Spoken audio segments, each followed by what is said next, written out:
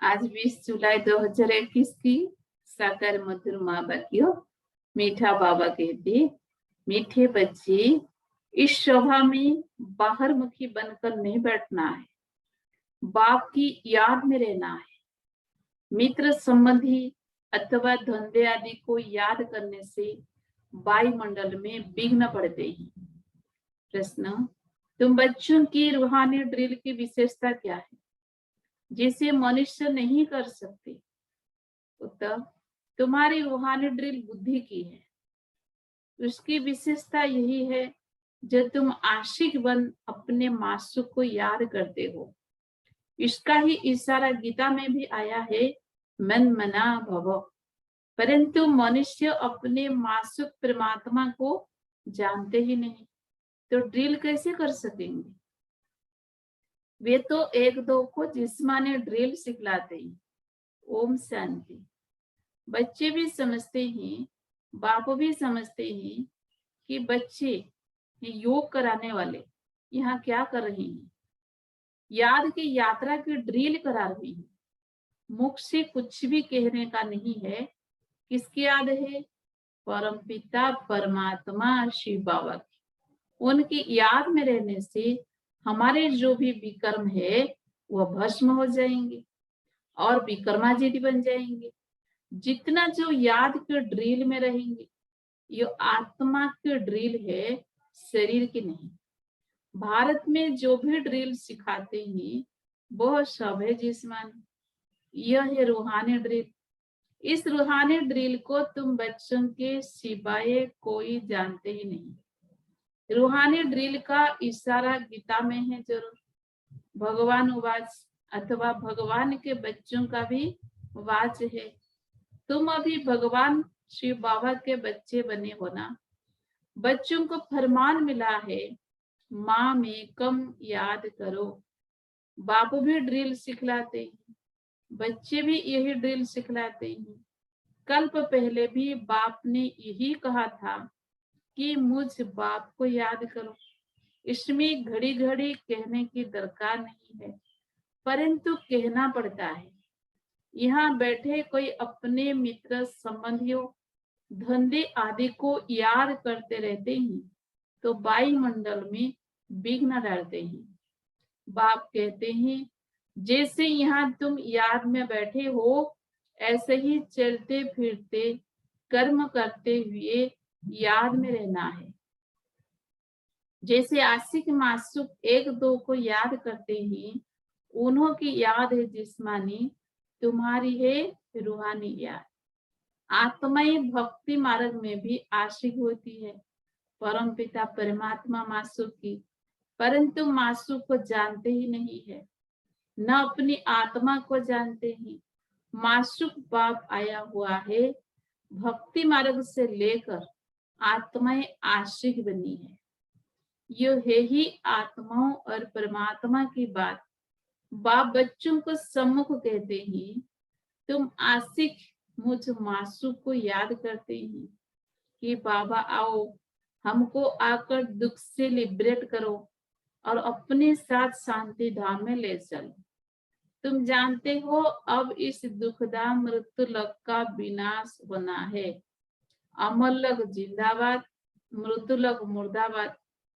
तुम अभी ब्राह्मण बच्चे बने हो, तुम्हारे में भी नंबरवार पुरुषार्थ अनुसार है।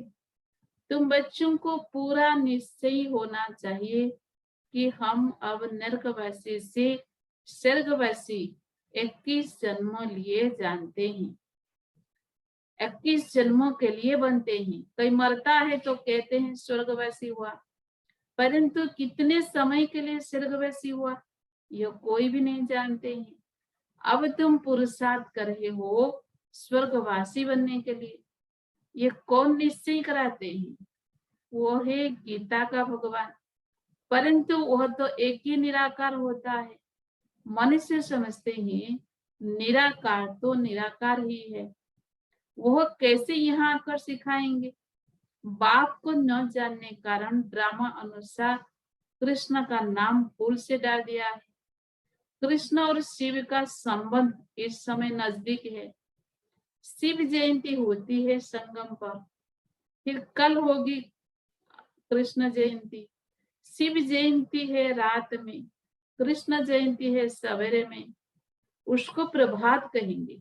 जब शिवरात्रि पूरी होती है तो फिर कृष्ण जयंती होती है। यह बातें बच्चे ही समझ सकते हैं। कायदा है यहाँ सभा में कोई बाहरमुखी ना हो, बाप की याद में रहना है। मनुष्य पुकारते भी है, हे पतित पावन आओ, आकर पावन बनाओ, परंतु ड्रामा अनुसार पत्थर बुद्धि कुछ भी समझते नहीं है। अगर जानते होते तो बताते। उनको यह भी पता नहीं है कि अभी कलयुग का अंत है, फिर जब बाप आते हैं तब आदि होती है। मनुष्य तो बिल्कुल घर अंधियारे में ही लग समझते हैं कलयुग में अजून 40,000 वर्ष पड़े हैं। बेहद का बाप समझाते हैं, हद का बाप का पतित पावन हो न सके। बापू नाम तो बहुतों के रख दिए हैं। बुजुर्ग कभी बापू अथवा पिताजी कहते हैं। ये रूहानी पिताश्री तो एक ही है जो पतित पावन ज्ञान का सागर है। बच्चों को पावन होने के लिए ज्ञान चाहिए। पानी में स्नान करने से कोई पावन थोड़ी बनेंगे। तुम जानते हो शिव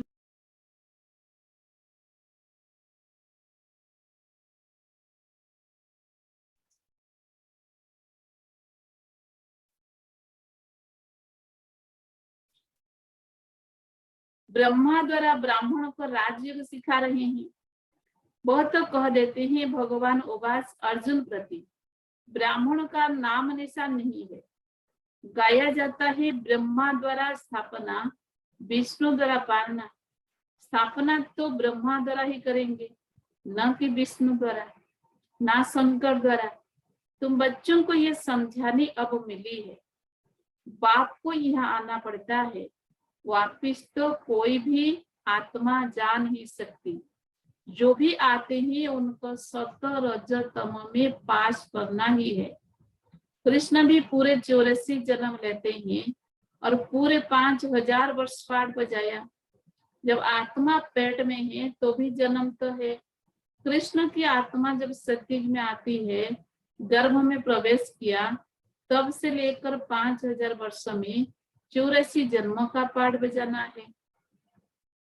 जैसे शिव जयंती मनाते हैं तो इसमें बैठा है ना, कृष्ण की आत्मा भी गर्भ में आई, चुरपुर हुई। उस समय से लेकर 5000 वर्ष का हिसाब शुरू होता है। अगर कम जास्ती हो तो फिर 5000 वर्ष से कम हो जाए। यह बड़ी सूक्ष्म समझने की बातें हैं। बच्चे जानते हैं कृष्ण की आत्मा फिर से यह ज्ञान ले रही है, फिर से श्री कृष्ण बनने के लिए। तुम भी कंसपुरी से कृष्णपुरी में जाते हो।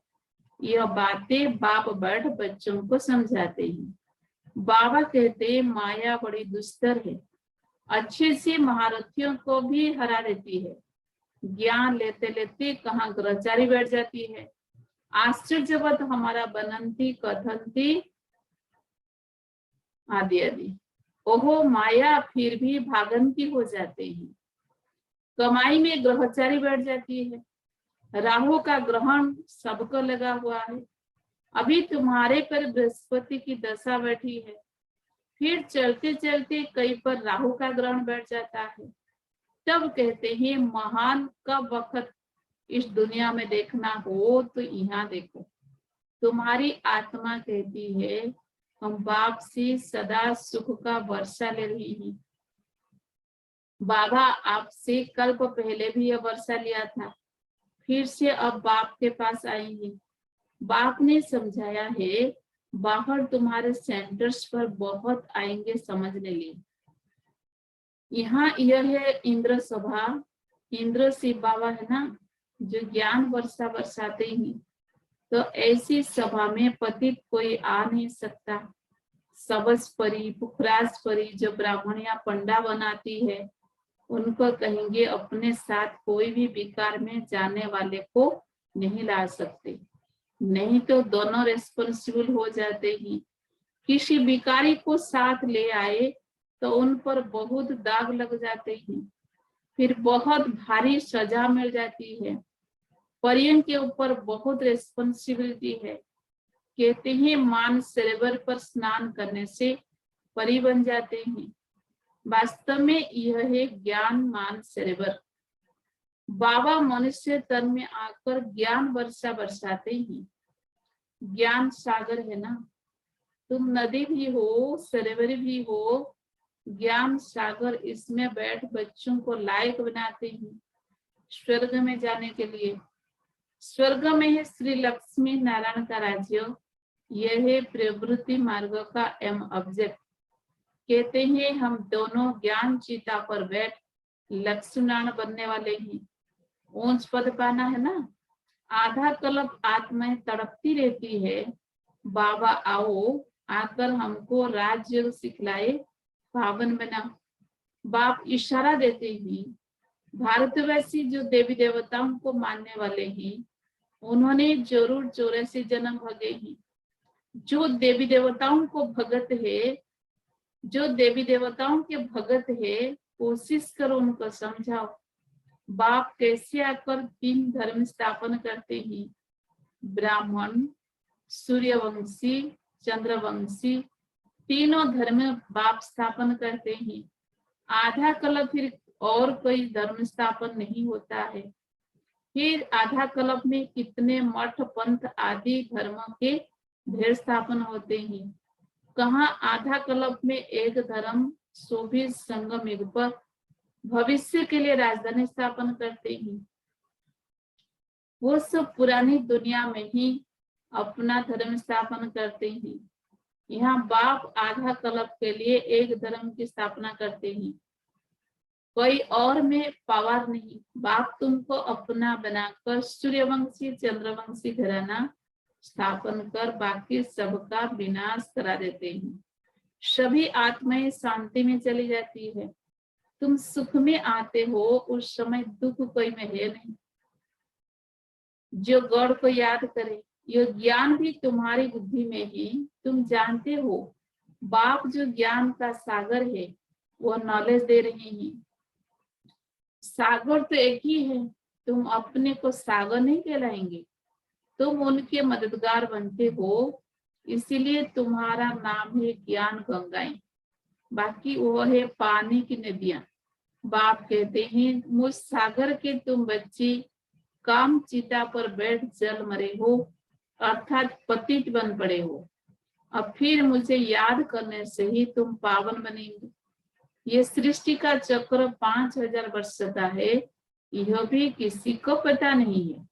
सृष्टि का चक्र पूरे 4 भाग में है, 4 युग में है ना। ये संगम युग कल्याणकारी। कुंभ कहते हैं ना, कुंभ कहा जाता है मेले को। नदी आकर सागर से मिलती है, आत्मा आकर परमात्मा से मिलती है, इसको कुंभ कहते हैं। आत्मा और परमात्मा का मेला भी तुम देखते हो। तुम आपस में मिलते हो, सेमिनार करते हो, इसको कुंभ नहीं कहेंगे। सागर तो अपनी जगह पर बैठे हैं, इस तन में है ना। जहां इनका तन वहां ज्ञान का सागर है। बाकी तुम आपस में ज्ञान गंगाएं मिलती हो। नदियां छोटी बड़ी तो होती है ना, वहां स्नान करने जाते हैं। गंगा जमुना सरस्वती आदि तो है ही। देहली जमुना का कंठा है स्वर्ग। कृष्णपुरी तो होती है। देहली के लिए कहते हैं परिस्तान थी। जब लक्ष्मण का राज्य था, ऐसे नहीं कि कृष्ण का राज्य था। राधे कृष्ण युगल हो तब राज्य कर सके। अब तुम बच्चे कितने खुशी में हो। माया के तूफान तो बहुत आएंगे। बेहद की बक्सिंग है, हर एक के 5 विकारों के साथ युद्ध चलती है। हम चाहते हैं बाबा को निरंतर याद करें। माया हमारा योग उड़ा देती है। एक खेल भी दिखाते हैं, परमात्मा अपनी तरफ खींचते हैं, माया अपनी तरफ। ऐसा एक नाटक बनाया है। बाइस्कोप का फैशन अभी निकला है। तुमको ड्रामा अनुसार बाइस्कोप पर ही समझाना था। नाटक में तो बदली सदली होती है। यह तो अनादि अविनाशी ड्रामा बना बनाया है। बनी बनाई बन रही। फलाना मर गया, इतना ही पाठ था। हम चिंता क्यों करें? ड्रामा है ना, शरीर छोड़ दिया फिर थोड़े ही आ सकता, रोने से फायदा ही क्या? इसका नाम ही है दुखधाम।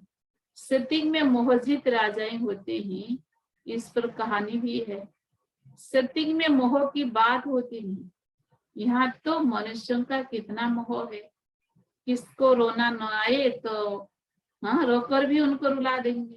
तो समझे कि यह बाई ऑब्सेस करते हैं, नहीं तो ग्लानि हो जाए। भारत में ही यह सब रिवाज है, भारत में ही सुख, भारत में ही बहुत दुख होता है। भारत में गढ़ गणेश राज्य करते थे। विदेशी लोग पुराने चित्र बड़ी खुशी से लेते हैं, पुरानी चीज का मान होता है। सबसे पुराना शिव तो यहाँ आया था ना, उनकी कितनी पूजा करते हैं। अब तो शिव बाबा आया है, तुम पूजा नहीं करेंगे, वो होकर गया है तो उनकी पूजा करते रहते हैं। अच्छा, मीठे मीठे सिकिलते बच्चों प्रति माता पिता बाप दादा का याद प्यार और गुड मॉर्निंग। रूहानी बाप की रूहानी बच्चों को नमस्ते। हम रूहानी बच्चों की रूहानी बाप दादा को भी याद प्यार गुड मॉर्निंग, नमस्ते नमस्ते नमस्ते। धारणा के लिए मुख्य सार नंबर 1, ड्रामा के ज्ञान को बुद्धि में रख निश्चित बनना है। किसी भी प्रकार की चिंता नहीं करनी है, क्योंकि जानते हैं बनी बनाई बन रही, निर्मोही बनना है। नंबर 2, बाप द्वारा जबकि बृहस्पति की दशा बैठी है तो संभाल करनी है, राहु का ग्रहण न लग जाए। कोई भी ग्रहचारी हो तो उसे ज्ञान दान से समाप्त करना है। वरदान, सदा मनन द्वारा मगन अवस्था के सागर में समाने का अनुभव करने वाले अनुभवी मूर्त भव। सदा मनन द्वारा मगन अवस्था के सागर में समाने का अनुभव करने वाले अनुभवी मूर्त भव। अनुभवों को बढ़ाने का आधार है मनन शक्ति। मनन वाला स्वतः मगन रहता है। मगन अवस्था में योग लगाना नहीं पड़ता, लेकिन निरंतर लगा रहता है, मेहनत नहीं करनी पड़ती। मगन अर्थात मोहब्बत के सागर में समाया हुआ, ऐसा समाया हुआ जो कोई अलग कर नहीं सकता। तो मेहनत से छूटो, सागर के बच्चे हो तो अनुभवों के तालाब में नहीं नहाओ, लेकिन सागर में समा जाओ, तब कहेंगे अनुभवी मूर्त। स्लोगन, ज्ञान स्वरूप आत्मा वह है जिसका हर संकल्प हर सेकंड समर्थ हो। ज्ञान स्वरूप आत्मा वह है जिसका हर संकल्प हर सेकंड समर्थ हो। ओम शांति।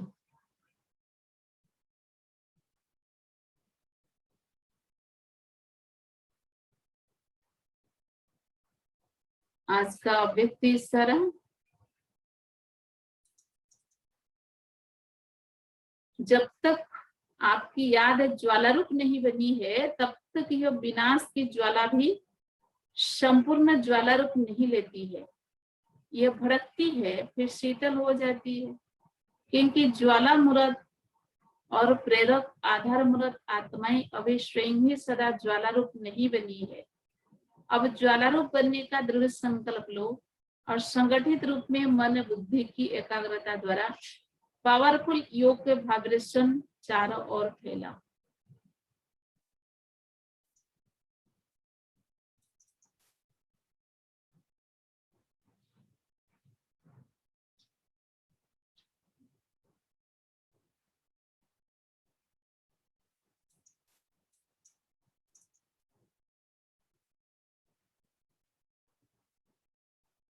दीदी मनमोहिनी की विशेषता,